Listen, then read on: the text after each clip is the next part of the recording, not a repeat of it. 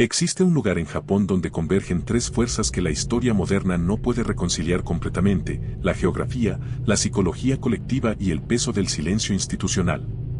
Aokigahara, conocido como el Mar de Árboles, se extiende al noroeste del monte Fuji, en la prefectura de Yamanashi. 35 kilómetros cuadrados de vegetación volcánica tan densa que la luz solar apenas penetra más allá de los primeros metros. La roca volcánica bajo el suelo, producto de la erupción del monte Fuji en el año 864, hace que las brújulas funcionen de manera errática. Los árboles crecen retorcidos, sus raíces aferrándose a la piedra negra. El silencio dentro del bosque es absoluto. No hay pájaros. No hay insectos. Solo el sonido ocasional del viento filtrándose entre las ramas. Pero la oscuridad de Aokigahara no es solo física. Es histórica. Es cultural. Y, según documentos que permanecieron sellados durante décadas, es también operacional. Para comprender lo que se descubrió en el interior de este bosque en 1987, es necesario retroceder más de un siglo. Es necesario entender no solo un lugar, sino una nación entera en proceso de transformación violenta, una sociedad que modernizó su infraestructura pero nunca resolvió las fracturas internas que esa modernización generó. Es necesario comprender el peso de la vergüenza colectiva, el concepto de Aji, y cómo ese peso ha moldeado las políticas públicas japonesas durante más de 150 años. Japón emergió de su aislamiento feudal en 1868 con la restauración Meiji, un proceso de modernización acelerada que transformó radicalmente su estructura social en apenas 3 décadas. Durante más de 200 años, Japón había permanecido cerrado al mundo exterior bajo el shogunato Tokugawa, un sistema feudal rígido donde los samuráis gobernaban con autoridad absoluta y las clases sociales estaban definidas de manera inamovible. La llegada del comodoro Matthew Carey en 1853, con sus barcos de vapor y cañones, forzó la apertura de Japón al comercio exterior. Fue una humillación nacional que expuso la vulnerabilidad militar del país frente a las potencias occidentales. La restauración Meiji fue la respuesta, un proyecto de modernización total que buscaba convertir a Japón en una potencia capaz de competir con Europa y Estados Unidos. La industrialización fue acelerada hasta niveles casi inhumanos. Se construyeron ferrocarriles, fábricas, arsenales militares. Se abolió el sistema de clase samurái, despojando a cientos de miles de guerreros de su estatus y función social. Se estableció un ejército moderno basado en conscripción universal. Se introdujo educación obligatoria. Se adoptaron instituciones occidentales, un parlamento, una constitución, un código legal basado en modelos alemanes y franceses. Todo en menos de 30 años. Pero la velocidad del cambio generó fracturas profundas. Los samuráis desplazados se convirtieron en una clase resentida, sin lugar en la nueva sociedad. Las revueltas fueron brutalmente reprimidas. Los campesinos, arrancados de sus tierras ancestrales para trabajar en fábricas urbanas, vivieron condiciones de explotación extrema. La industrialización trajo riqueza nacional pero también miseria individual. Y, sobre todo, trajo una crisis de identidad. ¿Qué significaba ser japonés en un mundo que exigía adoptar valores occidentales para sobrevivir? ¿Cómo reconciliar siglos de tradición confuciana y budista con el capitalismo industrial y el individualismo moderno? La respuesta del Estado Meiji fue construir una nueva identidad basada en el nacionalismo imperial. El emperador, que durante el shogunato había sido una figura ceremonial sin poder real, fue elevado a estatus divino. Se promovió el culto al Estado Shinto, una versión nacionalista del sintoísmo tradicional que presentaba a Japón como una nación elegida, descendiente de los dioses. Se introdujo el concepto de Kokutai, la esencia nacional japonesa, que enfatizaba la lealtad absoluta al emperador y la subordinación del individuo al colectivo. Este proyecto ideológico fue extremadamente exitoso en movilizar a la población, pero también sembró las semillas de una expansión imperialista agresiva que culminaría en las catástrofes del siglo XX. En las primeras décadas del siglo XX, Japón experimentó una expansión imperialista que rivalizaba con las potencias europeas. Derrotó a Rusia en la guerra de 1904 a 1905, convirtiéndose en la primera nación asiática moderna en vencer a una potencia occidental. Anexó Corea en 1910. Invadió Manchuria en 1931, estableciendo el estado títere de Manchukuo. En 1937, lanzó una invasión a gran escala de China, marcada por atrocidades masivas como la masacre de Nankín, donde cientos de miles de civiles fueron asesinados. La Segunda Guerra Mundial, Que Japón entró oficialmente en 1941 con el ataque a Pearl Harbor radicalizó completamente la sociedad. La militarización fue total. La propaganda presentaba la guerra como una misión sagrada para liberar Asia del colonialismo occidental, bajo el concepto de gran esfera de coprosperidad del este asiático. Pero en realidad, era una guerra de conquista. Y terminó en una derrota absoluta. Las bombas atómicas sobre Hiroshima y Nagasaki en agosto de 1945 mataron a más de 200.000 personas de manera instantánea o en las semanas siguientes. El emperador Hirohito anunció la rendición incondicional por radio, la primera vez que la mayoría de los japoneses escuchaban su voz. Fue un shock psicológico sin precedentes. La divinidad había hablado, pero solo para admitir la derrota. La ocupación estadounidense que siguió, dirigida por el general Douglas MacArthur, no solo destruyó la infraestructura militar japonesa, desmanteló el sistema ideológico completo. El emperador fue obligado a renunciar públicamente a su estatus divino en enero de 1946, declarando que era un ser humano ordinario. La Constitución de 1947, redactada bajo supervisión estadounidense, estableció un régimen democrático y pacifista.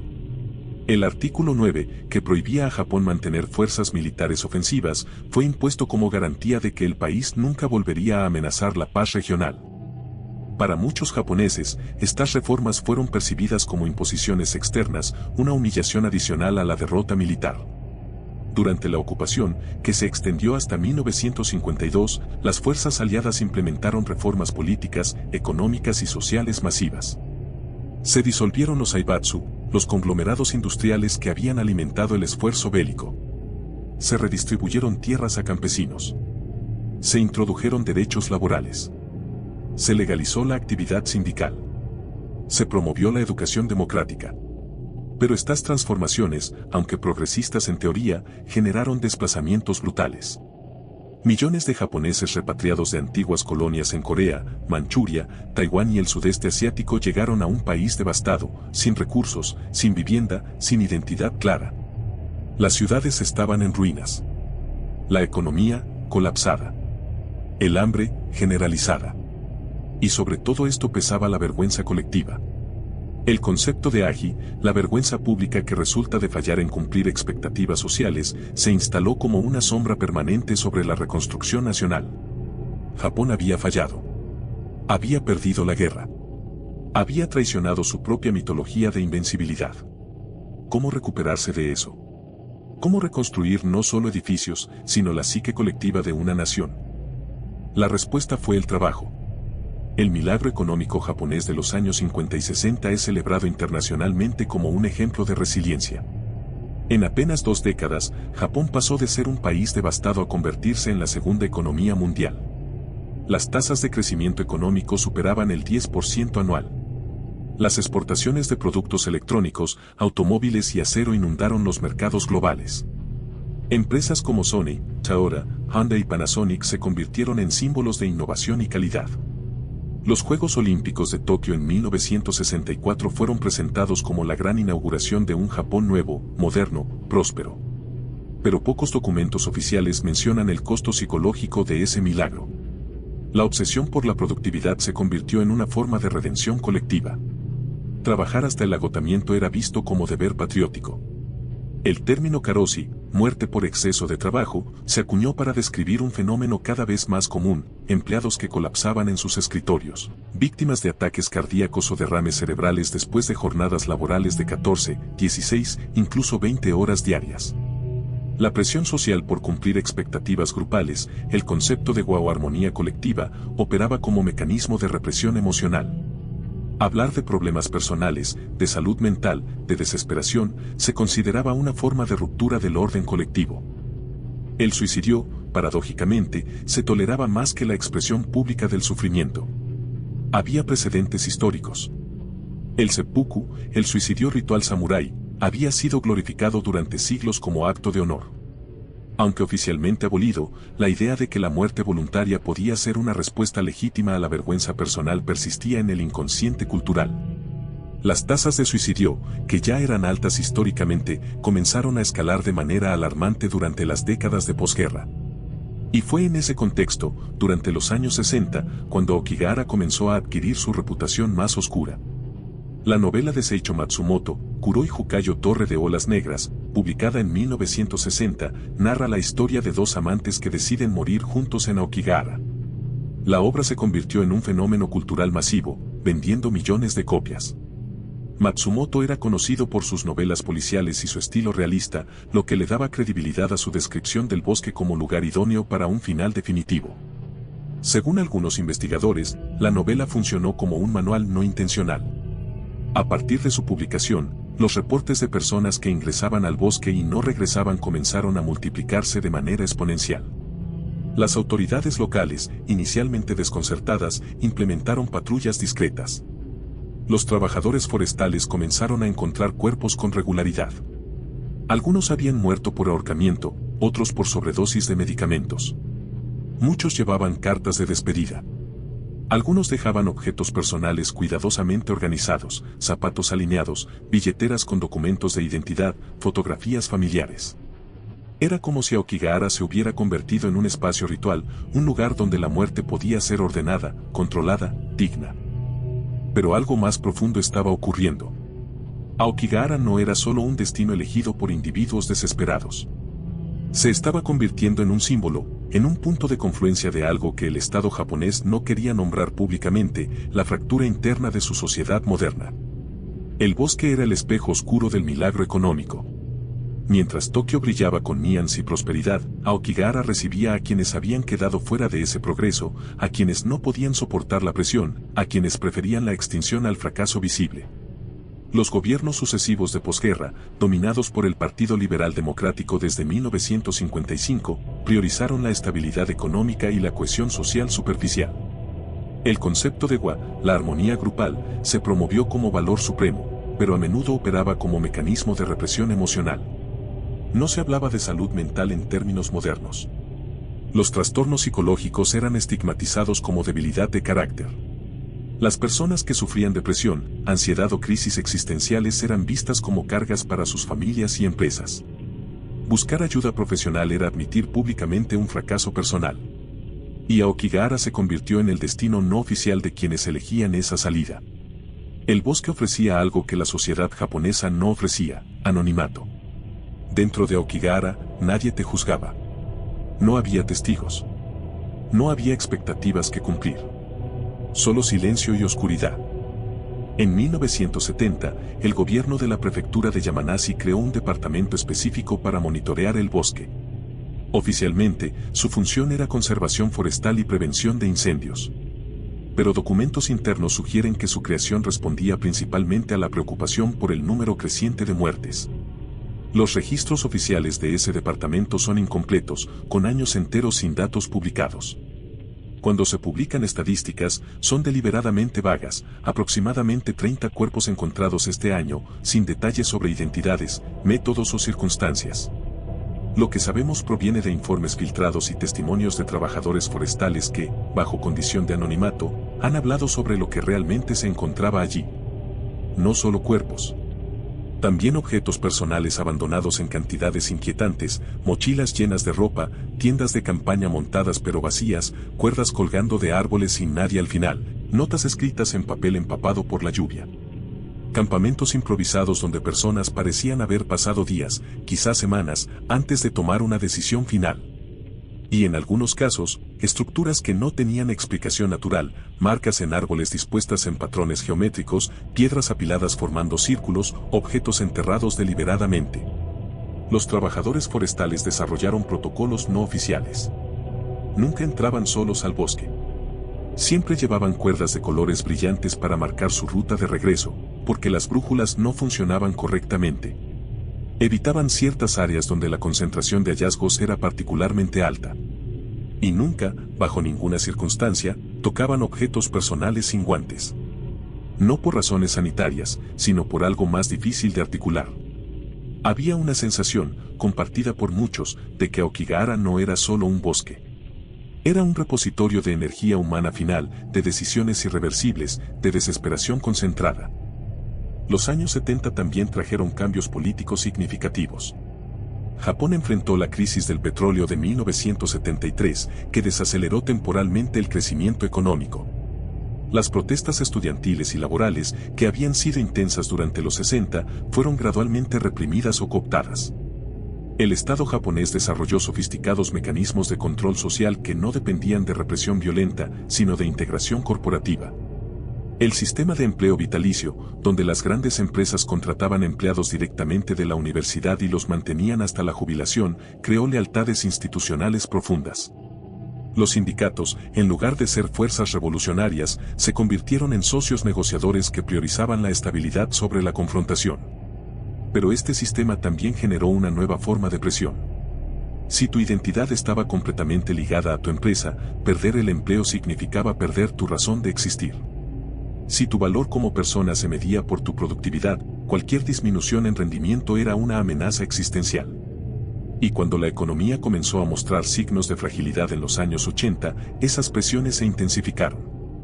Los años 80 trajeron un nuevo fenómeno, la burbuja económica.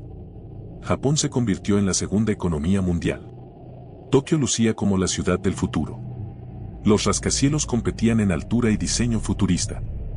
El distrito de Shibuya, con sus pantallas gigantes y multitudes perpetuas, se convirtió en símbolo del éxito capitalista japonés. Las corporaciones japonesas compraban propiedades icónicas en Estados Unidos, el Rockefeller Center, estudios de Hollywood, campos de golf prestigiosos. Había una sensación de invencibilidad. Pero la prosperidad estaba construida sobre especulación. Los precios de propiedades en Tokio alcanzaron niveles absurdos. Se calculaba que el terreno del Palacio Imperial en el centro de Tokio valía más que todo el estado de California. Los bancos otorgaban préstamos masivos basados en valoraciones infladas de propiedades que servían como colateral. Las empresas invertían no en producción sino en bienes raíces y acciones, apostando a que los precios seguirían subiendo indefinidamente. Era una euforia irracional. Y detrás de esa prosperidad aparente, las tasas de depresión, alcoholismo y colapso familiar aumentaron dramáticamente. El salaryman, el empleado corporativo que dedicaba su vida entera a la empresa, se convirtió en el modelo social dominante pero también en símbolo de alienación. Los hombres pasaban semanas sin ver a sus hijos despiertos, saliendo de casa antes del amanecer y regresando después de medianoche. Las esposas quedaban solas gestionando hogares y criando familias sin apoyo. Los niños crecían con padres ausentes. Y cuando alguien no podía mantener ese ritmo, cuando alguien colapsaba bajo la presión, no había redes de contención efectivas. Aokigahara seguía recibiendo visitantes. Pero ahora, según los informes internos que más tarde saldrían a la luz, también recibía atención de otros actores. No solo trabajadores forestales y policías locales. También investigadores, psicólogos, tecnólogos y, de manera más inquietante, agencias gubernamentales con mandatos que no estaban relacionados con prevención de suicidio sino con algo más amplio, monitoreo poblacional, control social, gestión de crisis. En 1985, un equipo de investigadores de la Universidad de Tokio solicitó permiso para realizar un estudio cartográfico y ecológico del bosque. La solicitud era rutinaria, parte de un proyecto más amplio sobre ecosistemas volcánicos en Japón. Incluía mapeo con GPS, análisis de suelos, catalogación de flora endémica y estudios sobre efectos de magnetismo volcánico en instrumentos de navegación. La solicitud fue denegada sin explicación clara. Cuando los investigadores insistieron, argumentando que el estudio tenía valor científico significativo, recibieron una respuesta formal del Ministerio de Medio Ambiente indicando que actividades de investigación en Aokigahara están temporalmente suspendidas por razones de conservación ecológica. No se especificó qué tipo de conservación requería suspender estudios científicos. 2 años después, en 1987, un grupo de excursionistas encontró algo en el sector noreste de Aokigahara que desencadenaría una investigación silenciosa, cuyos detalles solo comenzarían a conocerse públicamente 2 décadas más tarde. Lo que se descubrió no fue un cuerpo, ni varios. Fue algo que las autoridades no esperaban, algo que obligó a la Policía Metropolitana de Tokio a intervenir directamente, algo que requirió la participación de agencias de seguridad nacional y que, según los documentos desclasificados parcialmente en 2009, alteró protocolos de vigilancia interna en todo el país. Este es el relato de ese descubrimiento. De las decisiones que se tomaron después. De los programas secretos que operaban en paralelo a políticas públicas oficiales. De las personas que desaparecieron no solo en el bosque, sino dentro del sistema que supuestamente debía protegerlas. y de las preguntas que, hasta hoy, permanecen sin respuesta oficial. Los primeros indicios de que algo inusual ocurría en Aokigahara durante mediados de los años 80 no provinieron de autoridades civiles, sino de un informe rutinario del Ministerio de Construcción. En marzo de 1986, ingenieros que trabajaban en la actualización de sistemas de drenaje volcánico cerca del monte Fuji reportaron interferencias electromagnéticas persistentes en equipos de medición.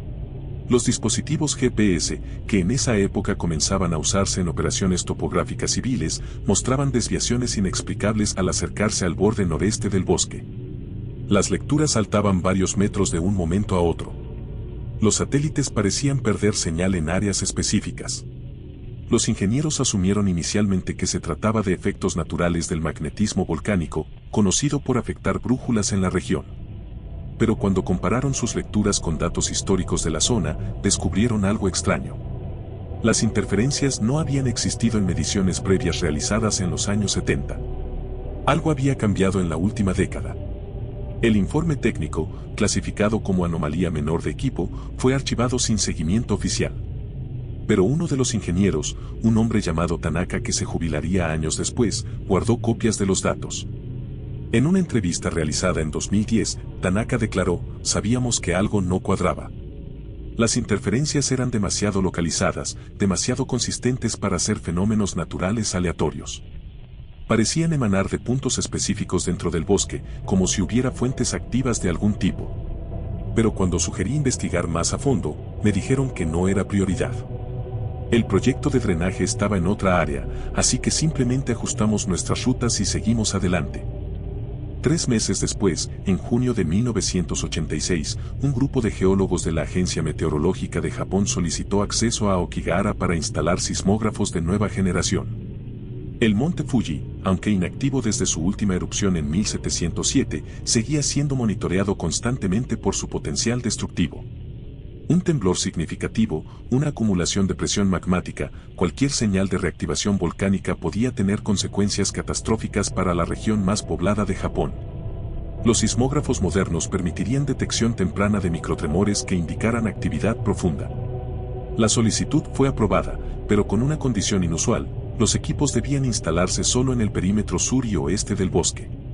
Cuando los geólogos preguntaron por qué no podían acceder al sector noreste, donde la proximidad directa a la base del monte Fuji proporcionaría lecturas más precisas, recibieron una respuesta burocrática vaga sobre restricciones por conservación ecológica y protección de especies endémicas.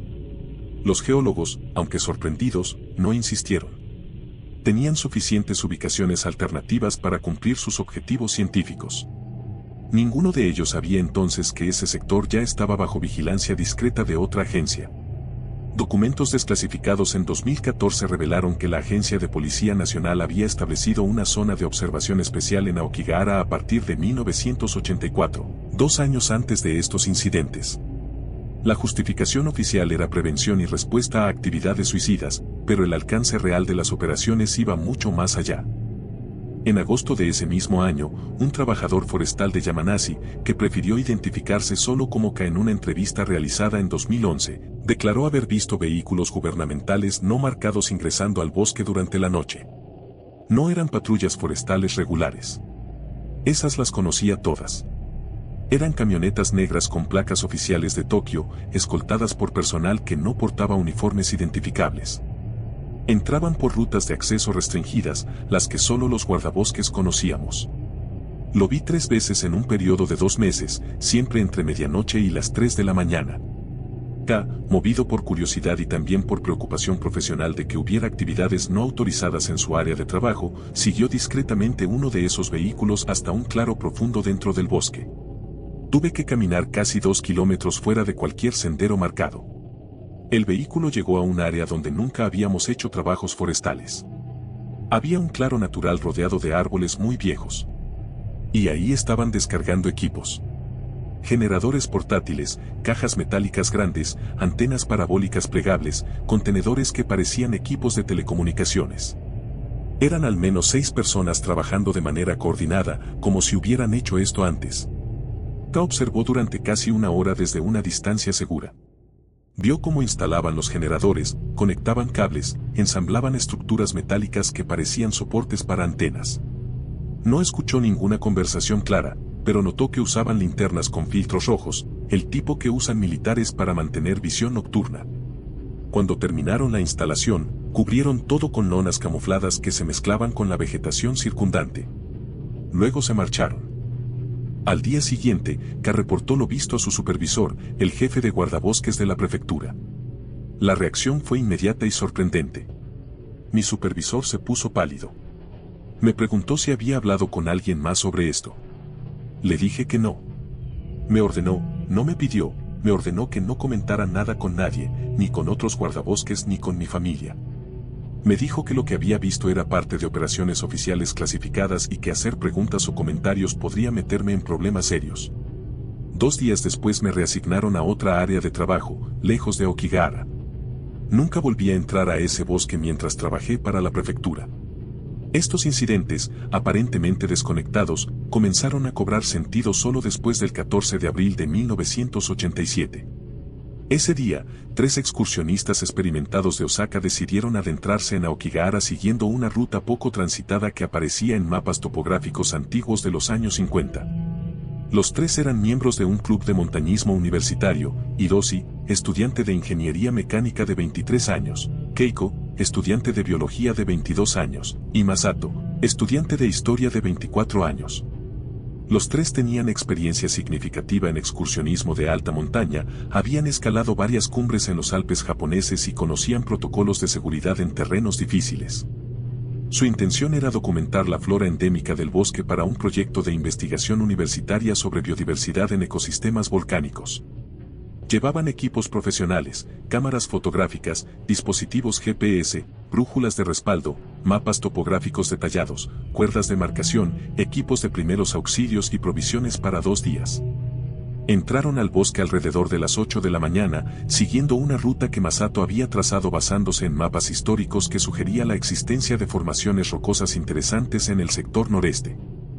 Alrededor del mediodía, aproximadamente 4 kilómetros dentro del bosque, desviándose gradualmente de los senderos marcados, encontraron algo que no debía estar allí. Al principio parecía una formación rocosa natural cubierta de musgo y vegetación. Pero al acercarse, Hiroshi notó que la superficie era demasiado uniforme, demasiado recta. Limpiaron parte de la vegetación y descubrieron metal. Era una estructura metálica parcialmente cubierta por años de crecimiento vegetal. No era antigua, pero tampoco recién instalada. El óxido era mínimo, lo que sugería acero tratado resistente a la corrosión. Medía aproximadamente 3 metros de altura y 5 de ancho, con forma rectangular perfecta. Parecía una puerta reforzada, instalada directamente contra una formación rocosa natural, como si proporcionara acceso a algo de trazo dentro de la roca. Los 3 estudiantes quedaron perplejos. No había razón lógica para que existiera una estructura así en medio de un bosque nacional protegido. No era parte de infraestructura forestal. No había caminos de acceso cercanos. No aparecía en ninguno de sus mapas. Examinaron la puerta más de cerca. Estaba sellada con un sistema de cerradura electrónica, un panel numérico montado en un alojamiento metálico resistente al agua. El panel estaba apagado, pero cuando Hiroshi presionó uno de los botones, se iluminó brevemente, indicando que tenía energía. Cerca de la puerta, Keiko encontró cables enterrados superficialmente.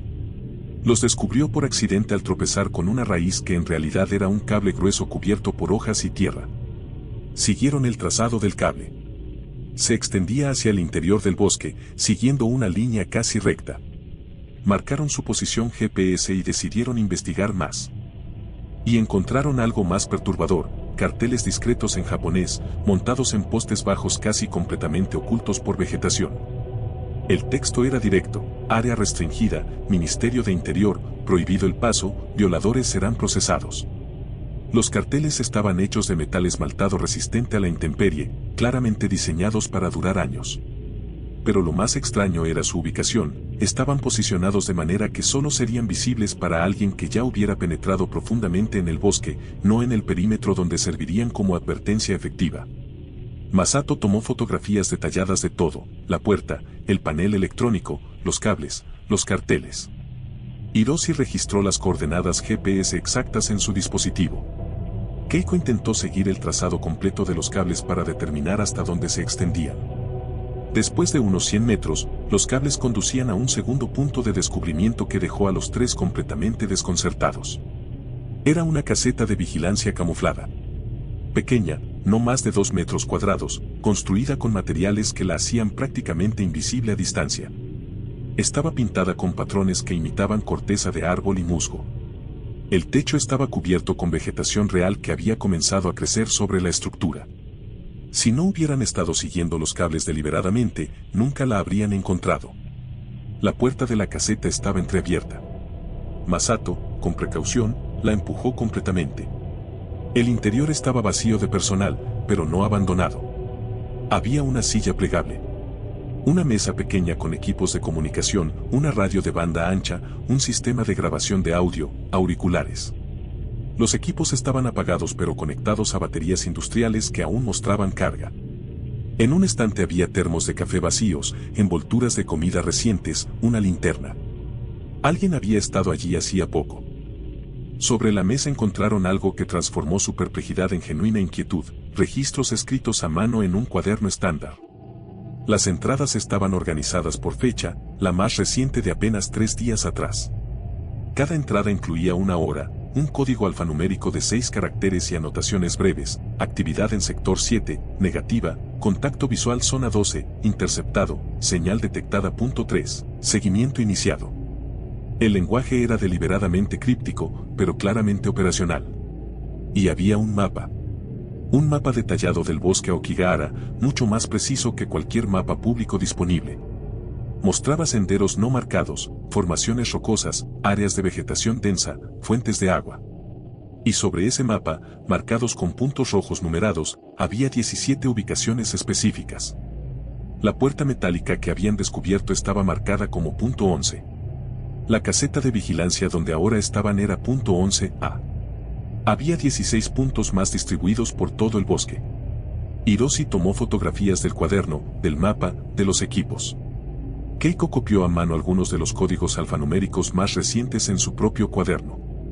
Masato memorizó deliberadamente la disposición de los puntos en el mapa, consciente de que esto podría ser importante. Los tres se miraron y llegaron a la misma conclusión sin necesidad de discutirlo largamente: necesitaban salir del bosque inmediatamente y reportar esto a las autoridades. Pero antes de salir, Masato tomó una decisión que resultaría crucial. Usando su cámara, fotografió cada página del cuaderno de registros. 24 páginas en total. También fotografió el mapa desde múltiples ángulos para capturar todos los detalles. Hiroshi protestó, argumentando que esto podría meterlos en problemas si realmente era operación gubernamental clasificada. Masato respondió: si es operación legítima, nos lo explicarán. Si no lo es, necesitamos evidencia. Pero antes de salir, Masato tomó una decisión que resultaría crucial. Usando su cámara, fotografió cada página del cuaderno de registros. 24 páginas en total. También fotografió el mapa desde múltiples ángulos para capturar todos los detalles. Hiroshi protestó, argumentando que esto podría meterlos en problemas si realmente era operación gubernamental clasificada. Masato respondió: si es operación legítima, nos lo explicarán. Si no lo es, necesitamos evidencia. Salieron del bosque siguiendo el mismo camino por el que habían entrado, marcando su ruta cuidadosamente. Llegaron al punto de acceso vehicular alrededor de las 5 de la tarde. Condujeron directamente a Kofu, la capital de la prefectura de Yamanashi, donde se ubicaban las oficinas principales de la policía prefectural. Llegaron justo antes del cierre de oficinas. La recepción inicial fue escéptica. El oficial de guardia los escuchó con expresión cada vez más incrédula. Cuando Hiroshi mencionó instalaciones gubernamentales secretas, el oficial interrumpió con tono cansado: Aokigahara atrae muchas historias. La gente ve cosas. El bosque tiene ese efecto. ¿Han estado bebiendo?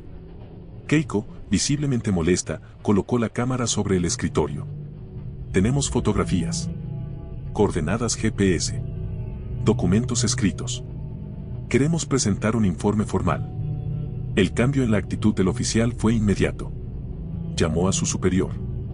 El superior, un teniente de mediana edad, revisó algunas de las fotografías en la cámara. Su expresión se endureció.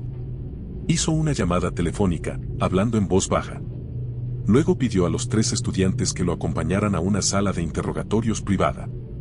Durante las siguientes 3 horas, fueron entrevistados exhaustivamente por un equipo que eventualmente incluiría a 5 oficiales diferentes, algunos de ellos identificándose como de la Agencia de Policía Nacional. Les pidieron que describieran exactamente su ruta, la hora precisa de cada descubrimiento, si habían visto a otras personas en el bosque, si habían tocado algo además de lo que ya habían mencionado. Les mostraron fotografías aéreas del bosque y les pidieron que señalaran la ubicación exacta. Les hicieron transferir todas las fotografías de sus cámaras a un ordenador policial. Les pidieron las coordenadas GPS y los cuadernos donde Keiko había copiado códigos. Alrededor de las 10 de la noche, un funcionario diferente entró a la sala. No vestía uniforme policial sino traje oscuro. Se identificó como representante del Ministerio de Interior. Su tono era cortés pero firme. Explicó que el área que habían visitado estaba efectivamente bajo jurisdicción de investigación oficial relacionada con seguridad pública. No podía proporcionar detalles sobre la naturaleza de esas operaciones por razones de clasificación. Su ingreso a esa área, aunque no intencional, constituía una infracción técnica de regulaciones de seguridad nacional. No están en problemas, dijo el funcionario. Pero necesito que comprendan la sensibilidad de lo que han visto. Les pido, por razones de seguridad pública, que no divulguen información sobre este descubrimiento. No hablen con medios de comunicación, no publiquen las fotografías, no discutan los detalles con personas fuera de esta sala. Si cooperan, esto no irá más lejos. Si deciden no cooperar, tendré que considerar acciones legales relacionadas con violación de secretos de Estado. Los 3 estudiantes, agotados y cada vez más intimidados, accedieron verbalmente. Firmaron declaraciones confirmando que habían encontrado instalaciones gubernamentales no especificadas y que acordaban mantener confidencialidad. Se les devolvieron sus cámaras, pero todas las fotografías relacionadas con el descubrimiento habían sido borradas. Se les devolvieron sus equipos GPS, pero los registros de coordenadas habían sido eliminados. El cuaderno de Keiko con los códigos copiados fue confiscado como evidencia administrativa. Salieron de la estación de policía después de medianoche. Condujeron de regreso a Osaka en silencio casi completo. Masato finalmente habló cuando estaban cerca de la ciudad. Sabéis que esto no fue normal, ¿verdad? Instalaciones secretas en un bosque nacional. Vigilancia de algo. ¿Qué demonios estaban monitoreando? Ninguno tenía respuesta. Durante las semanas siguientes, los 3 fueron contactados individualmente por funcionarios que se identificaron como del Ministerio de Interior. Hiroshi recibió una visita en su apartamento. 2 hombres de traje, educados pero intimidantes, le hicieron preguntas adicionales. ¿Había mencionado el incidente a alguien? ¿A sus padres? ¿A otros estudiantes del club de montañismo? ¿Había guardado copias de las fotografías en algún lugar? Hiroshi, nervioso, negó todo. Los hombres le agradecieron su cooperación y le recordaron que violar acuerdos de confidencialidad podría resultar en consecuencias legales graves. Keiko fue contactada por teléfono. Una voz femenina, profesional y fría, le hizo preguntas similares. ¿Había hablado con profesores universitarios sobre lo encontrado? ¿Había escrito algo en diarios personales?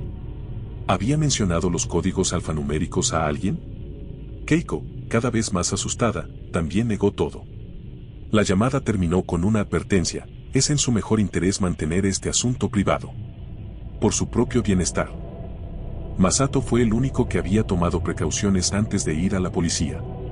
Antes de salir del bosque ese día, había enviado un mensaje de texto a un amigo cercano, un estudiante de periodismo llamado Takeshi Yamada, diciéndole solo: encontramos algo extraño en Aokigahara. Te cuento mañana. Era un mensaje vago, pero establecía que había algo que contar. Y cuando Masato finalmente fue presionado por funcionarios gubernamentales, admitió bajo presión que había memorizado algunos de los códigos alfanuméricos del registro. Se le pidió, casi se le exigió, que los escribiera y los entregara. Lo hizo. Le dijeron que eso completaba su cooperación requerida. Después de eso, no volvió a ser contactado directamente.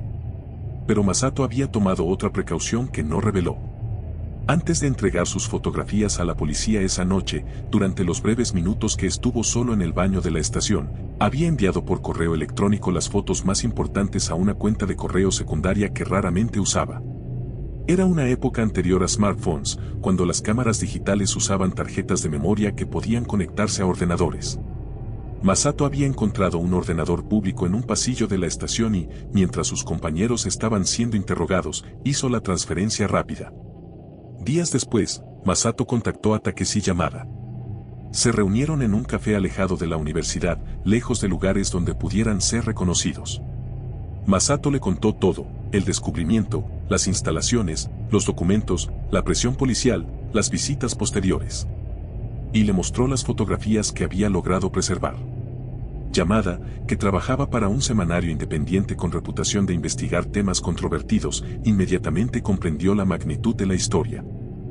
«Esto es enorme», dijo Yamada. «Instalaciones gubernamentales no declaradas en un área protegida. Vigilancia de algo en Aokigahara. Intimidación a ciudadanos que hacen preguntas. Esto es exactamente el tipo de historia que necesita salir a la luz». Masato vaciló. «Me hicieron firmar acuerdos de confidencialidad. Me amenazaron con consecuencias legales». Yamada lo miró directamente. «¿Crees que lo que están haciendo ahí es legal? Si fuera legítimo, ¿por qué tanto secreto? ¿Por qué la intimidación?» Masato tomó una decisión.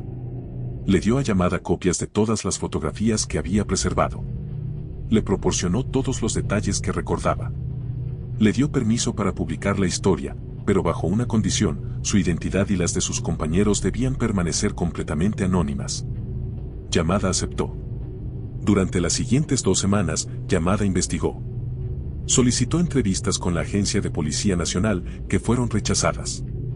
Buscó información sobre instalaciones gubernamentales en Aokigahara a través de solicitudes de libertad de información, que fueron denegadas por razones de seguridad nacional. Consultó con expertos en derecho administrativo sobre la legalidad de construcciones no declaradas en áreas protegidas. Consultó con expertos en derechos civiles sobre protocolos de confidencialidad forzados. El 3 de mayo de 1987, 2 semanas después del hallazgo inicial, Takeshi Yamada publicó un artículo de portada en el semanario Scan Gendai titulado «¿Qué oculta el gobierno en Aokigahara?». El artículo incluía las fotografías que Masato había preservado, la puerta metálica, el panel electrónico, los carteles de área restringida, el interior de la caseta de vigilancia, el cuaderno con registros codificados y, crucialmente, el mapa marcado con 17 puntos rojos. El artículo presentaba testimonios anónimos de los 3 excursionistas, describiendo su descubrimiento y el posterior interrogatorio policial. Incluía análisis de expertos legales cuestionando la legalidad de instalaciones secretas en bosques nacionales sin notificación pública ni aprobación parlamentaria. Incluía especulaciones informadas sobre posibles propósitos, instalaciones militares no declaradas, operaciones de inteligencia doméstica, experimentos tecnológicos en áreas remotas, vigilancia de población relacionada con prevención de suicidios. La respuesta oficial fue inmediata y contundente. Ese mismo día, antes del mediodía, el Ministerio de Interior emitió una declaración formal a través de su oficina de prensa. El comunicado era breve y categórico: las alegaciones publicadas en el artículo de Scan Gendai sobre supuestas instalaciones secretas en Aokigahara son completamente falsas y carecen de fundamento. No existen operaciones clasificadas de ningún tipo en el bosque Aokigahara. Las fotografías publicadas son malinterpretaciones de equipos de conservación forestal y monitoreo ambiental rutinario gestionados por la prefectura de Yamanashi. Cualquier sugerencia de vigilancia no autorizada o actividades secretas es difamación irresponsable que genera pánico público innecesario. El comunicado continuaba amenazando con acciones legales. El ministerio se reserva el derecho de emprender procedimientos legales contra Scan Gendai y el autor del artículo por difusión de información falsa que daña la reputación de instituciones gubernamentales y genera alarma social injustificada. Pero algo en el tono de la respuesta oficial hizo que otros periodistas prestaran atención. La vehemencia de la negación, la rapidez de la reacción, la amenaza legal inmediata, todo sugería que habían tocado un nervio sensible. Varios periodistas de investigación de otros medios contactaron a Yamada discretamente, pidiendo más información. Algunos intentaron obtener confirmación independiente visitando Aokigahara, pero fueron discretamente disuadidos por patrullas forestales que les informaron que ciertas áreas estaban temporalmente cerradas por trabajos de conservación. La presión sobre Scan Gendai fue intensa. El semanario recibió llamadas de abogados gubernamentales amenazando demandas por difamación. recibió llamadas de anunciantes expresando preocupación sobre contenido controvertido. El editor jefe fue contactado por funcionarios de la Agencia de Policía Nacional sugiriendo que sería prudente reconsiderar la publicación de historias sin verificación oficial completa. 10 días después de la publicación original, bajo presión legal y comercial insostenible, Scan Hendai publicó una retractación parcial. El nuevo artículo, mucho más breve que el original, afirmaba: en relación con nuestro artículo del 3 de mayo sobre instalaciones en Aokigahara, reconocemos que algunas de nuestras interpretaciones pueden haber sido especulativas. El Ministerio de Interior ha aclarado que los equipos fotografiados corresponden a operaciones legítimas de conservación forestal. Lamentamos cualquier confusión generada. No era una retractación completa, pero era suficiente para detener las amenazas legales. Takeshi Yamada fue discretamente reasignado dentro del semanario. Ya no cubriría temas de investigación gubernamental. Se le asignaron historias de interés humano, perfiles de celebridades, tendencias culturales. Cuando preguntó por qué, su editor le dijo simplemente: has hecho un buen trabajo, Yamada. Pero a veces es mejor no empujar demasiado fuerte contra ciertas puertas. Yamada comprendió el mensaje. Su carrera como periodista de investigación serio había terminado, al menos en medios mainstream.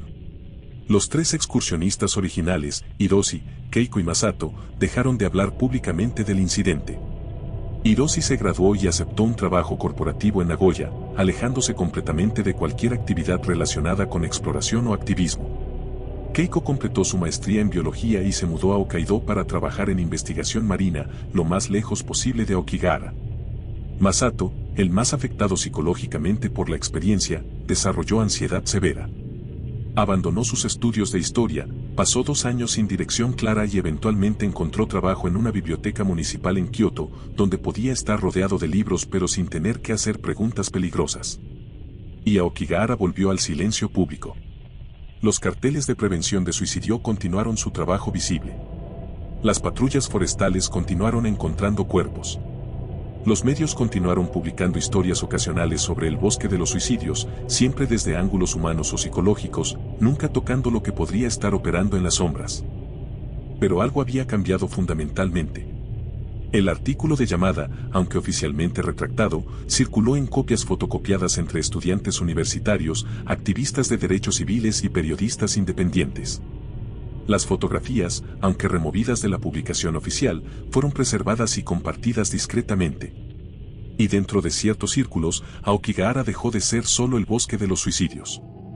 Se convirtió en símbolo de algo más grande, la capacidad del Estado japonés para operar en secreto, para intimidar a ciudadanos que hacían preguntas, para mantener narrativas oficiales mediante presión legal y social. Otros periodistas, aunque no podían publicar abiertamente sin arriesgar sus carreras, comenzaron a investigar discretamente. Trabajadores forestales empezaron a hablar bajo anonimato, compartiendo sus propias experiencias extrañas en el bosque. Y dentro de las propias agencias gubernamentales, surgieron filtraciones internas que sugerían que la estructura descubierta en 1987 no era un caso aislado. Había algo más grande operando en Aokigahara. Algo que llevaba años en marcha. Y algo que, según testimonios fragmentarios que saldrían a la luz años después, estaba relacionado con un programa que nunca fue aprobado oficialmente por el Parlamento japonés. En noviembre de 1987, 7 meses después del descubrimiento inicial y 6 meses después de que la historia fuera enterrada públicamente, un documento interno filtrado de la Agencia de Policía Nacional llegó a manos de un abogado de derechos civiles en Tokio. El abogado, Kentaro Sato, había representado previamente a activistas acusados de difamar al gobierno. Tenía reputación de no dejarse intimidar por amenazas legales oficiales. La filtración llegó por correo ordinario, sin remitente identificable, a su oficina en Shinjuku. El documento era una fotocopia de 12 páginas, fechado en mayo de 1985, 2 años antes del descubrimiento de los excursionistas. El encabezado identificaba al emisor como Departamento de Psicología Social Aplicada, Ministerio de Salud y al receptor como Dirección de Seguridad Interna, Agencia de Policía Nacional. El asunto decía: Propuesta de implementación, Proyecto Equilibrio Social, fase piloto. El documento autorizaba la instalación de equipos de monitoreo psicológico experimental en áreas de alta incidencia de comportamiento autodestructivo. Aokigahara estaba listado como zona piloto A. Otras ubicaciones potenciales incluían el puente Tojimbo en la prefectura de Fukui, las vías del tren en la estación de Shinjuku y varios edificios de altura en el distrito financiero de Tokio. Pero Aokigahara era el sitio primario, el lugar donde se probarían las tecnologías antes de expansión nacional. El objetivo declarado del proyecto era revolucionario y éticamente complejo: crear un sistema de intervención preventiva que pudiera identificar y disuadir a personas en riesgo de suicidio antes de que tomaran decisiones irreversibles. El documento argumentaba que los métodos tradicionales, carteles disuasorios y patrullas forestales, eran ineficientes. Para cuando alguien llegaba profundamente a Aokigahara, la decisión ya estaba casi finalizada. Lo que se necesitaba, argumentaba el documento, era intervención más temprana, más sutil, más tecnológicamente sofisticada. Los equipos propuestos para instalación incluían varios componentes: sensores de movimiento de largo alcance capaces de detectar personas individuales en áreas específicas del bosque, cámaras infrarrojas para monitoreo nocturno, sistemas de reconocimiento de patrones de comportamiento basados en análisis de movimiento que pudieran distinguir entre excursionistas normales y personas con ideación suicida, y dispositivos de grabación de audio ambiental. Pero el componente más controvertido, descrito en lenguaje técnico deliberadamente opaco, eran los dispositivos de modulación ambiental. Según el documento, estos dispositivos serían capaces de emitir frecuencias sonoras de baja intensidad, inaudibles o apenas audibles para el oído humano consciente, pero capaces de generar respuestas emocionales específicas. El documento citaba investigaciones psicoacústicas que sugerían que ciertas frecuencias podían inducir estados de ansiedad, desorientación, calma o incluso sugestibilidad aumentada. La lógica operacional era la siguiente: cuando una persona identificada como en riesgo ingresara a zonas profundas del bosque, los dispositivos de modulación podrían activarse, generando sensaciones de inquietud o pánico que motivarían a la persona a salir del bosque antes de completar actos suicidas. Alternativamente, en casos donde la persona ya estuviera en estado de crisis extrema, los dispositivos podrían emitir frecuencias calmantes que redujeran impulsos inmediatos, proporcionando tiempo para intervención humana. El documento también revelaba que el programa había sido desarrollado en colaboración con un grupo de psicólogos conductistas de la Universidad de Kioto, específicamente del Departamento de Psicología Experimental dirigido por el profesor Takeshi Nishimura. Nishimura era conocido por investigaciones sobre condicionamiento operante y modificación conductual, trabajos que habían sido controvertidos incluso dentro de la comunidad académica por su proximidad a técnicas de control social. Y más perturbador aún, el documento indicaba que el programa había sido parcialmente financiado por una fundación privada llamada Fundación para Investigación en Seguridad Social Avanzada, que sonaba académica pero que investigación posterior revelaría estar vinculada a Matsushita Electric, ahora Panasonic, y otros intereses corporativos en tecnología de seguridad y vigilancia.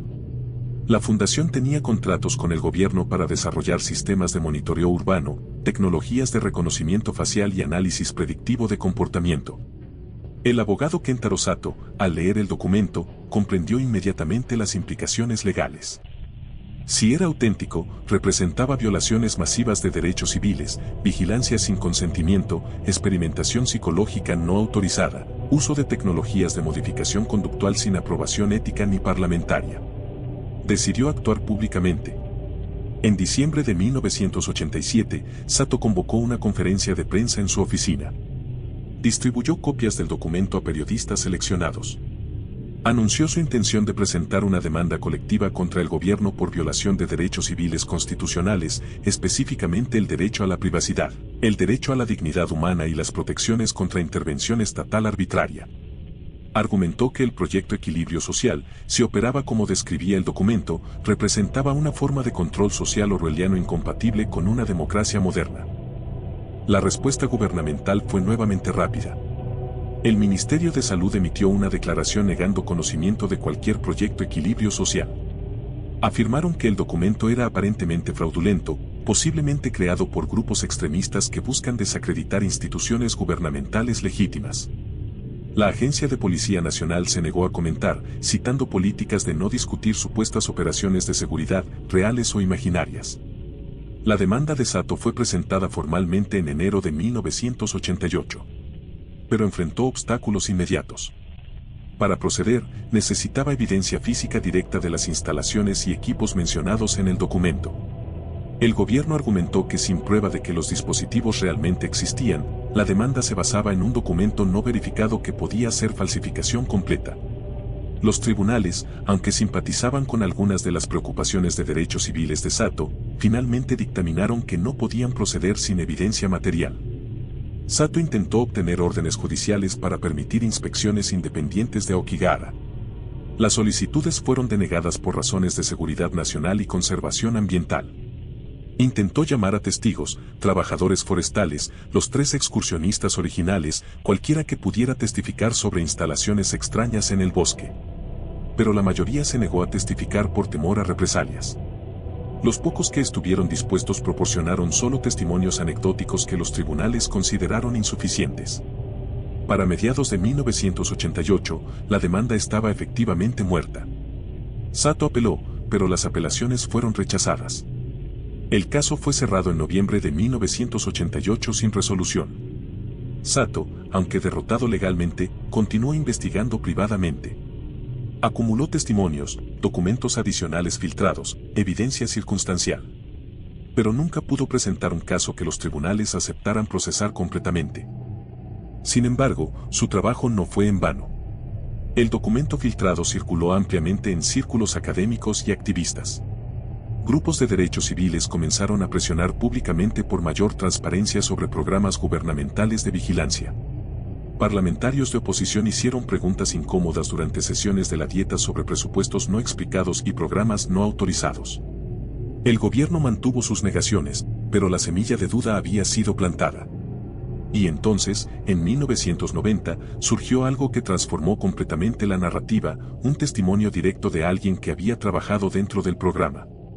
En abril de 1990, un documentalista independiente llamado Yuki Tanaka recibió un contacto anónimo.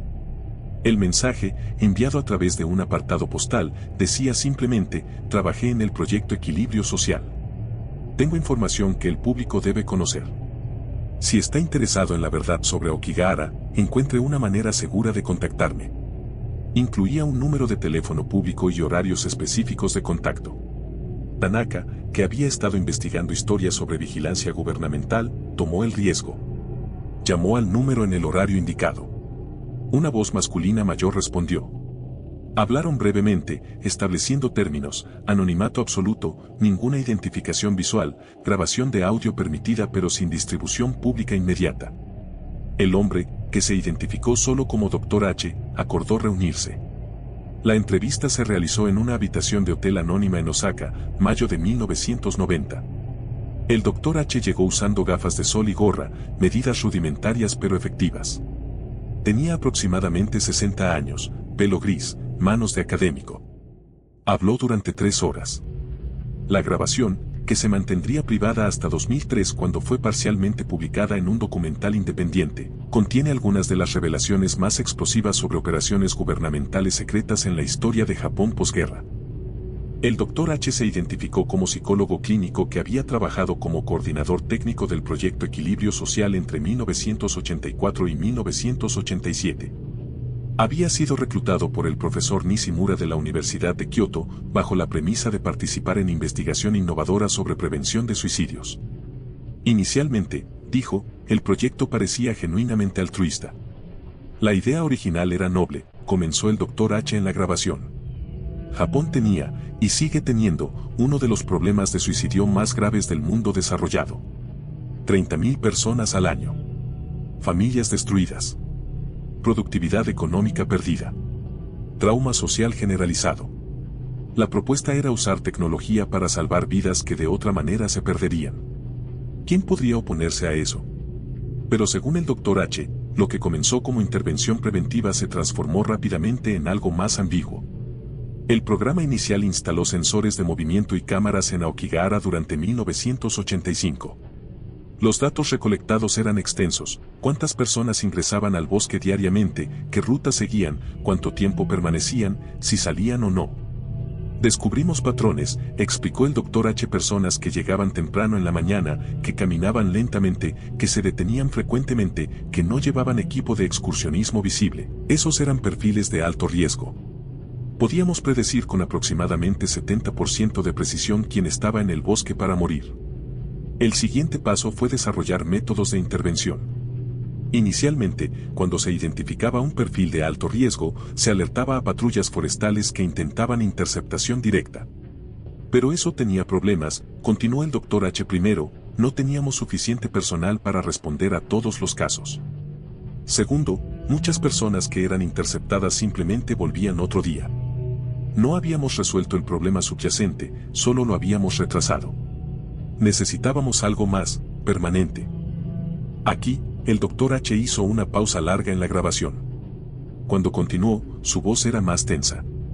Ahí fue cuando introdujeron los dispositivos de modulación ambiental. Yo no participé en su desarrollo técnico, eso fue ingeniería acústica, pero fui parte del equipo que diseñó los protocolos de uso.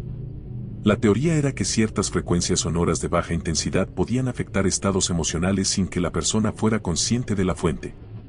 Infrasonido, principalmente, frecuencias por debajo de 20 Hz que el oído humano no procesa como sonido pero que el cuerpo detecta como vibración. Los dispositivos fueron instalados en 17 ubicaciones dentro de Aokigahara durante 1986. Cada dispositivo podía activarse remotamente desde las casetas de monitoreo cuando se detectaba movimiento en su área de cobertura. Probamos dos configuraciones, explicó el Dr. H. La primera emitía frecuencias diseñadas para generar ansiedad y desorientación. 19 Hz específicamente, una frecuencia que estudios previos habían asociado con sensaciones de presencia fantasmal, miedo irracional, náusea leve. La idea era hacer que las personas sintieran que el bosque era hostil, que necesitaban salir inmediatamente. La segunda configuración hacía lo opuesto. Frecuencias más bajas, alrededor de 7 Hz, combinadas con tonos binaurales apenas audibles. Esto estaba diseñado para inducir calma, reducir impulsos agresivos incluyendo autoagresivos, crear una sensación de paz que podría interrumpir decisiones impulsivas de último momento. Según el Dr. H., los dispositivos fueron probados durante 6 meses entre principios de 1986 y mediados de 1987. Los resultados fueron profundamente problemáticos. No podíamos controlar realmente los efectos. Algunas personas que ingresaban con clara intención suicida experimentaban las frecuencias de ansiedad y huían del bosque en pánico. Eso era el resultado deseado. Pero otras personas, especialmente aquellas que ya estaban en estados mentales frágiles, experimentaban pánico extremo que resultaba en comportamientos erráticos. Correr sin dirección, lastimarse contra árboles, colapsar por hiperventilación. No estábamos salvándolos, solo estábamos cambiando cómo sufrían. Las frecuencias de calma tenían problemas diferentes. Algunas personas experimentaban una tranquilidad antinatural y simplemente se sentaban en el bosque durante horas, entrando en estados casi meditativos. Cuando las patrullas finalmente las encontraban, estaban confundidas, no recordaban claramente por qué habían entrado al bosque. Eso podía interpretarse como éxito, habíamos interrumpido la ideación suicida. Pero otros experimentaban lo que solo puedo describir como disociación. Se internaban más profundamente en el bosque, como si estuvieran en trance. Algunos nunca salieron. No sabemos si la tecnología los salvó o contribuyó a sus muertes. El Dr. H. reveló algo más perturbador, no todos los que eran monitoreados eran casos de suicidio potencial. En algún momento durante 1986, el protocolo cambió. Comenzamos a recibir instrucciones de monitorear también a personas que no encajaban en perfiles suicidas. Personas que entraban al bosque regularmente, que parecían estar buscando algo, que llevaban equipos extraños. Cuando pregunté por qué, me dijeron que era parte de expansión del programa, que estábamos desarrollando capacidades de monitoreo general que podrían usarse en otros contextos. No me gustó, pero yo era solo un contratista. No tomaba decisiones finales. El programa, según el Dr. H., también incluía un componente de recolección de datos masivos mucho más extenso que cualquier cosa admitida públicamente. Cada persona que ingresaba al área monitoreada era registrada con el máximo detalle posible.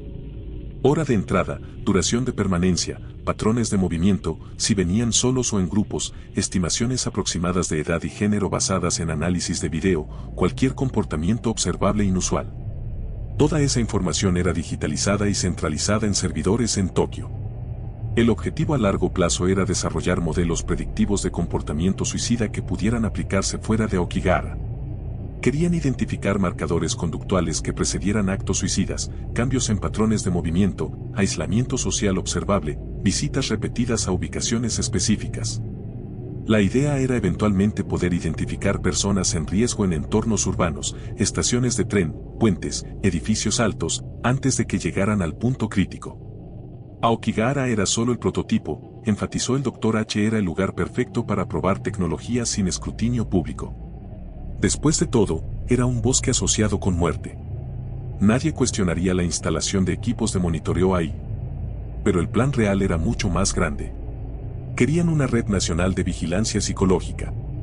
El Dr. H. dejó el programa en 1987, según dijo, porque ya no podía reconciliar lo que estábamos haciendo con mi ética profesional. Cuando expresó preocupaciones sobre consentimiento informado, sobre experimentación en seres humanos sin aprobación ética, sobre posible abuso de tecnologías de modificación conductual, fue discretamente removido del proyecto. Me ofrecieron dinero sustancial para firmar acuerdos de confidencialidad. Lo acepté, no voy a mentir. Tenía familia que mantener. Pero nunca he estado en paz con esa decisión. La grabación de la entrevista con el Dr. H. fue devastadora.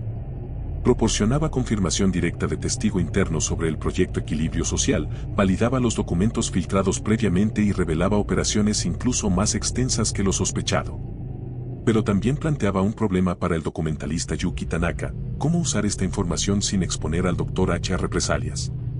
Tanaka decidió mantener la grabación privada por más de una década. En 2003, finalmente la incluyó en un documental independiente sobre vigilancia gubernamental en Japón, pero con la voz del Dr. H. distorsionada digitalmente y sin ninguna información identificable.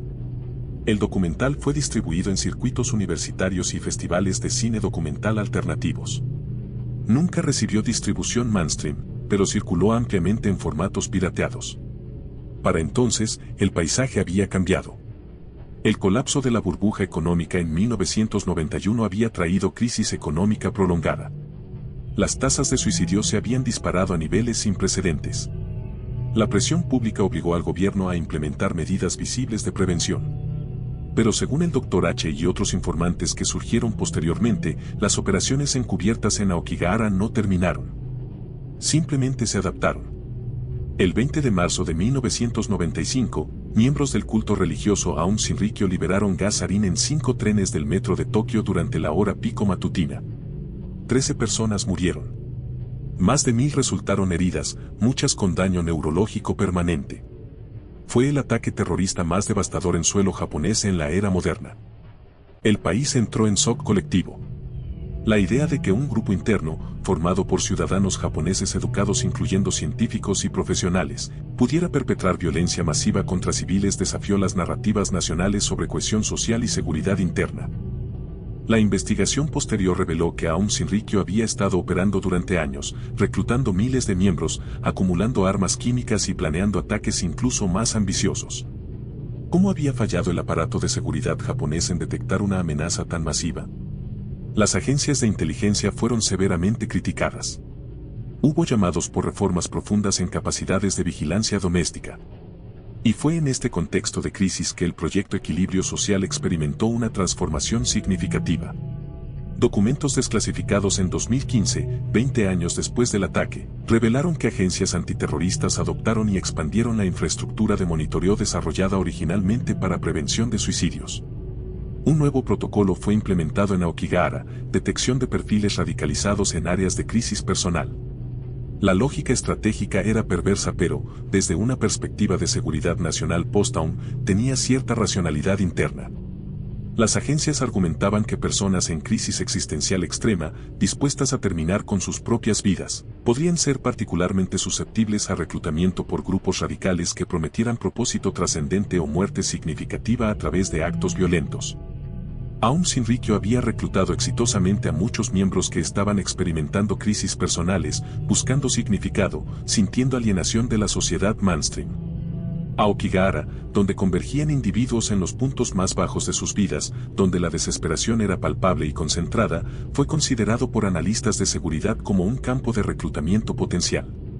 La teoría era que grupos extremistas podrían monitorear el bosque, identificar personas vulnerables y acercarse a ellas antes de que completaran suicidios, ofreciéndoles alternativa, unirse a una causa, morir por algo más grande que ellos mismos, convertir su muerte en acto político o religioso. No hay evidencia pública de que esto realmente ocurriera jamás. No hay casos documentados de células terroristas reclutando en Aokigahara. Pero la posibilidad teórica fue suficiente para justificar expansión masiva de operaciones de vigilancia. Agentes encubiertos comenzaron a operar dentro del bosque durante finales de los 90, no para prevenir suicidios, sino para identificar y rastrear a personas que pudieran ser contactadas por grupos radicales. Uno de esos agentes, que se identificó como Agente 47 en una declaración anónima enviada a una ONG de derechos humanos en 2017, describió operaciones que duraron casi 5 años, desde 1997 hasta 2002. Éramos equipos de 2 o 3 agentes vestidos como excursionistas comunes o como voluntarios de prevención de suicidios. Nuestra función era iniciar conversaciones con personas que mostraban signos de ideación suicida. Conversaciones aparentemente espontáneas, aparentemente empáticas. El protocolo era simple, explicó el agente 47. Si alguien mencionaba resentimiento hacia el gobierno, hacia corporaciones, hacia la sociedad en general, si expresaba deseo de hacer algo que importara o enviar un mensaje, se convertían en persona de interés. No estábamos ahí para evaluar si representaban amenaza terrorista real. Eso era evaluación posterior. Nuestra función era solo identificar y catalogar. Después de cada contacto, reportábamos identidades si podíamos obtenerlas, descripciones físicas, cualquier información biográfica que las personas compartieran, contenido emocional de las conversaciones. Las personas identificadas como de alto interés eran seguidas después de salir del bosque. Se monitoreaban sus comunicaciones, sus movimientos, sus asociaciones. Se verificaban bases de datos buscando conexiones con grupos conocidos. En la mayoría de casos, por supuesto, no encontrábamos nada. Eran solo personas desesperadas, no terroristas potenciales. Pero el protocolo requería seguimiento exhaustivo de todos los casos marcados. El agente 47 también reveló algo que conecta directamente con el descubrimiento original de 1987. Las instalaciones que los excursionistas encontraron ese año nunca fueron completamente desmanteladas, como había afirmado el gobierno. Fueron reconfiguradas y expandidas. Los dispositivos de modulación ambiental evolucionaron significativamente durante los 90. En lugar de solo emitir frecuencias sonoras, algunos fueron modificados para transmitir mensajes subliminales, grabaciones de voces humanas apenas audibles, mezcladas con sonidos naturales del bosque, diseñadas para generar respuestas psicológicas específicas en personas en estado mental vulnerable. Los mensajes variaban dependiendo del objetivo. Algunos eran disuasorios, sal de aquí, no es tu momento, hay otra forma, repetidos en loop a volumen apenas perceptible. Otros eran más complejos, diseñados para generar confusión o sugestibilidad. Los técnicos querían saber si podían influir en decisiones de último momento. Si podían hacer que alguien en el borde literal diera un paso atrás o lo diera adelante. Era experimentación psicológica activa en personas que nunca dieron consentimiento, que ni siquiera sabían que estaban siendo sujetos de experimento. Las revelaciones del agente 47 fueron verificadas parcialmente por documentos presupuestarios filtrados que mostraban gastos significativos en equipos de monitoreo psicoacústico avanzado y sistemas de intervención conductual automatizados entre 1996 y 2004. Los presupuestos estaban enterrados en partidas generales de seguridad nacional, sin aprobación parlamentaria específica ni supervisión pública. Pero había otra dimensión que el agente 47 reveló y que transformó completamente el alcance conocido del programa. Aokigahara era solo el sitio visible, dijo. Para mediados de los 90, tecnologías similares estaban siendo instaladas en ubicaciones urbanas. Estaciones de tren específicas donde ocurrían suicidios frecuentes. Puentes. Edificios de altura. Inicialmente para prevención de suicidios, oficialmente. Pero los equipos también podían reconfigurarse para monitoreo general de población, detección de comportamiento anómalo, identificación de individuos de interés en espacios públicos. Aokigahara había sido el laboratorio. La ciudad era el producto final. Para el año 2000, Tokio tenía probablemente cientos de puntos de monitoreo equipados con tecnologías desarrolladas originalmente en el bosque. La mayoría de la población nunca lo supo. Y los que sabíamos, aquellos de nosotros que operábamos estos sistemas, habíamos firmado acuerdos de confidencialidad tan amplios que incluso discutir su existencia podría resultar en prisión. Dr. Kenji Takahashi, historiador especializado en política social japonesa del siglo XX, Universidad de Waseda dijo: Lo que ocurrió en Aokigahara entre 1985 y mediados de los años 90 no es excepcional en la historia de estados modernos que enfrentan crisis sociales percibidas como amenazas existenciales.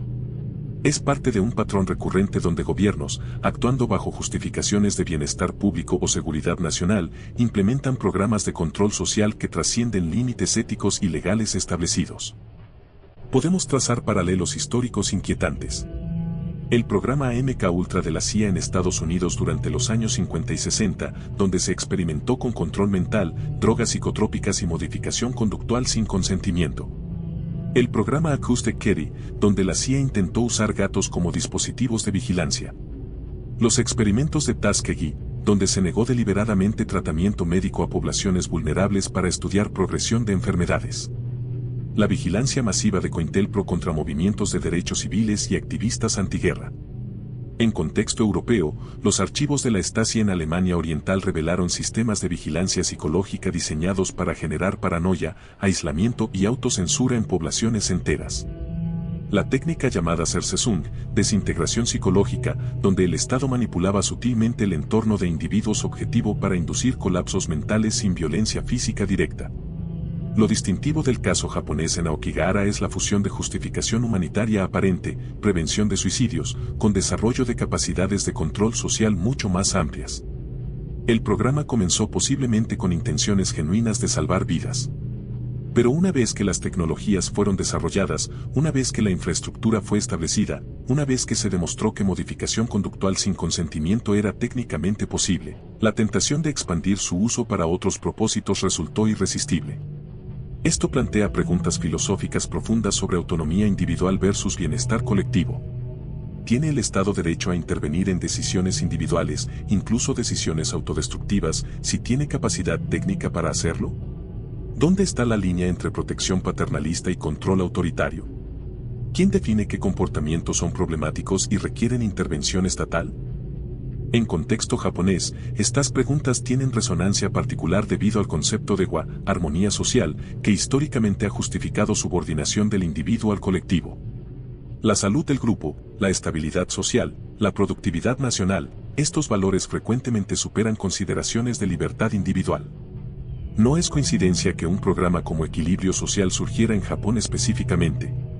Es reflejo de valores culturales profundos sobre el rol apropiado del Estado en gestión de población. Pero hay dimensión más oscura que debe nombrarse explícitamente, manipulación informativa y construcción de narrativas oficiales.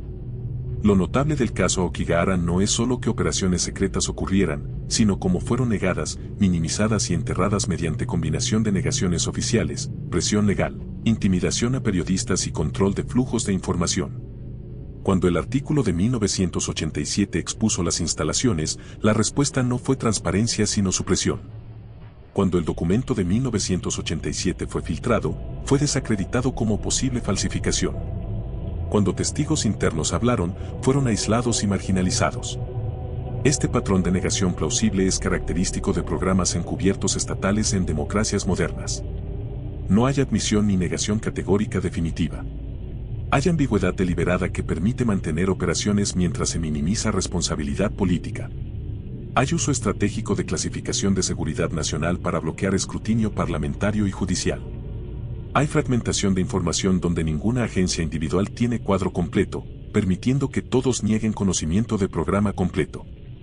La construcción del mito de Aokigahara como bosque de los suicidios también sirve función estratégica. La narrativa pública se centra en aspectos psicológicos y culturales, porque las personas eligen morir ahí, que dice sobre sociedad japonesa moderna, cómo podemos prevenir tragedias futuras. Estas son conversaciones legítimas e importantes. Pero también funcionan como cortina de humo que desvía atención de preguntas más incómodas sobre qué más ocurre en ese bosque, quién más está presente, qué tecnologías están siendo probadas. Aokigahara se ha convertido en símbolo cultural tan poderoso, tan cargado emocionalmente, que preguntar sobre operaciones gubernamentales allí puede ser desestimado como falta de respeto a los muertos, como conspiración insensible. Es forma sofisticada de protección donde el tabú cultural sirve como defensa contra investigación crítica. Comparado con otros casos históricos de experimentación estatal secreta, el programa Aokigahara muestra evolución preocupante. No se basaba en violencia física directa como MKUltra. No requería detención o encarcelamiento como Cointelpro. Operaba en espacio liminal entre libertad y control, usando tecnología para influir sin coerción visible. Es forma de poder más sutil, más difícil de identificar y resistir, y por lo tanto potencialmente más peligrosa a largo plazo. Las tecnologías desarrolladas en Aokigahara, monitoreo conductual automatizado, análisis predictivo de comportamiento, modificación psicoacústica de estados emocionales, son ahora componentes estándar de sistemas de seguridad urbana en muchas democracias avanzadas. Cámaras de reconocimiento facial. Análisis de patrones de movimiento. Algoritmos de predicción de criminalidad. La expansión desde Aokigahara a entornos urbanos que el Agente 47 describió no es aberración única japonesa. Es tendencia global. Lo que comenzó como experimento en bosque remoto, justificado por crisis de suicidio, se ha normalizado como infraestructura de gobernanza moderna. Y la pregunta que debemos hacer no es solo qué ocurrió en Aokigahara específicamente, sino qué precedentes estableció, qué capacidades desarrolló, qué futuros posibles hizo más probables. ¿Por qué si estados pueden experimentar con modificación conductual sin consentimiento en nombre de prevención de suicidios, qué otros comportamientos problemáticos podrían intentar modificar? ¿Protesta política? ¿Disidencia ideológica? ¿Consumo excesivo? ¿Comportamiento sexual desviado? Una vez que aceptamos que Estado tiene derecho y capacidad técnica de intervenir en decisiones individuales para nuestro propio bien, los límites de esa intervención se vuelven completamente arbitrarios, determinados solo por quien controla tecnología y cómo define problema. Aokigahara es espejo oscuro de modernidad japonesa. Pero también es advertencia sobre futuros posibles para todas las sociedades que enfrentan crisis sociales y tienen acceso a tecnologías de vigilancia y control cada vez más sofisticadas. La pregunta no es si estas tecnologías existirán, ya existen. La pregunta es quién las controlará, con qué propósitos, bajo qué supervisión, y si ciudadanos comunes tendrán alguna voz en determinar cómo son usadas. Hoy, más de 3 décadas después de que 3 excursionistas encontraran una puerta metálica que no debía existir, Aokigahara permanece como uno de los lugares más monitoreados y menos comprendidos de Japón. Las estadísticas oficiales sobre suicidios en el bosque ya no se publican anualmente, una decisión tomada en 2011 bajo argumento de que la publicidad alimentaba el fenómeno. Los trabajadores forestales continúan encontrando cuerpos, aunque no hablan públicamente sobre cuántos ni dónde. Los carteles de prevención permanecen en los senderos principales. Tu vida es un regalo precioso de tus padres, por favor consulta con la policía antes de decidir morir, piensa en tu familia. Voluntarios patrullan regularmente, entrenados para identificar y acercarse a personas en riesgo. Hay hotlines de crisis, campañas de concienciación sobre salud mental, esfuerzos genuinos de prevención. Todo esto es real y valioso. Pero según múltiples fuentes que han emergido durante las últimas 2 décadas, esto es solo la capa visible de lo que ocurre en Aokigahara. Las instalaciones descubiertas en 1987 nunca fueron oficialmente reconocidas ni oficialmente desmanteladas. No hay transparencia sobre qué equipos operan actualmente en el bosque, bajo qué autoridad, con qué propósitos. Solicitudes de libertad de información sobre infraestructura gubernamental en Aokigahara son rutinariamente denegadas por razones de seguridad nacional. En 2019, un dron operado por documentalistas independientes fue derribado electrónicamente mientras sobrevolaba el sector noreste del bosque, el mismo sector donde se encontraron las instalaciones originales. Las autoridades afirmaron que fue mal funcionamiento técnico. Los documentalistas insistieron que fue interferencia deliberada. No hubo investigación pública del incidente. En 2021, un grupo de investigadores universitarios solicitó permiso para realizar estudio ecológico en Aokigahara, similar al que fue denegado en 1985.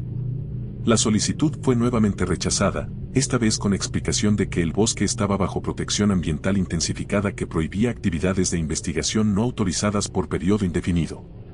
No se especificó qué amenaza ambiental justificaba esta protección ni por qué estudios científicos serían perjudiciales. Los 3 excursionistas originales, Hiroshi, Keiko y Masato, nunca hablaron públicamente sobre su experiencia después de la retractación de 1987. Hiroshi falleció en 2018 de causas naturales, llevándose sus memorias. Keiko vive retirada en Hokkaido y ha rechazado todas las solicitudes de entrevista. Masato, ahora en sus 60 años, trabaja discretamente en una biblioteca en Kioto. Cuando se le contactó para este documental, respondió con mensaje breve, Ya dije todo lo que tenía que decir hace más de 30 años. No tengo nada más que agregar. Takeshi Yamada, el periodista que publicó el artículo original, dejó el periodismo mainstream en 1990. Trabajó durante años en relaciones públicas corporativas, retirándose en 2015. En una conversación informal en 2020, reflexionó: a veces me pregunto si publicar esa historia cambió algo. La retracción fue humillante. Mi carrera como periodista serio terminó. Pero el documento circuló. La gente hizo preguntas. Quizás eso valió algo. O quizás solo alimenté teorías conspirativas que distrajeron de trabajo serio de prevención de suicidios. Honestamente, ya no estoy seguro. El Dr. H nunca fue identificado públicamente. Su grabación de 1990 permanece como evidencia más detallada disponible sobre operaciones internas del proyecto Equilibrio Social. En 2015, un hombre que podría haber sido él falleció en Osaka. El obituario mencionaba carrera en psicología clínica y trabajo con el gobierno durante los años 80. Familiares rechazaron comentarios adicionales. El agente 47, cuyo testimonio reveló la conexión terrorista y la expansión urbana de tecnologías de Aokigahara, nunca proporcionó su identidad real. Su declaración de 2017 fue enviada anónimamente a varias ONGs de derechos humanos simultáneamente, aparentemente como seguro contra su presión. Esfuerzos de verificación confirmaron que el lenguaje técnico y los detalles operacionales eran consistentes con protocolos de inteligencia japoneses, pero sin acceso a archivos clasificados. Confirmación absoluta es imposible. Lo que sí sabemos con certeza es que Aokigahara continúa atrayendo a personas en crisis.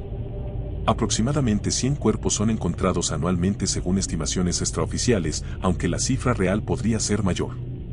Cada uno representa una tragedia individual, una vida perdida, una familia devastada. El bosque es testimonio de fracaso social, fracaso de sistemas de salud mental, fracaso de redes de apoyo comunitario, fracaso de estructuras económicas que crean presiones insostenibles, fracaso de cultura que estigmatiza vulnerabilidad y valora productividad sobre bienestar humano. Pero detrás de esas tragedias humanas visibles, hay preguntas que permanecen sin respuesta.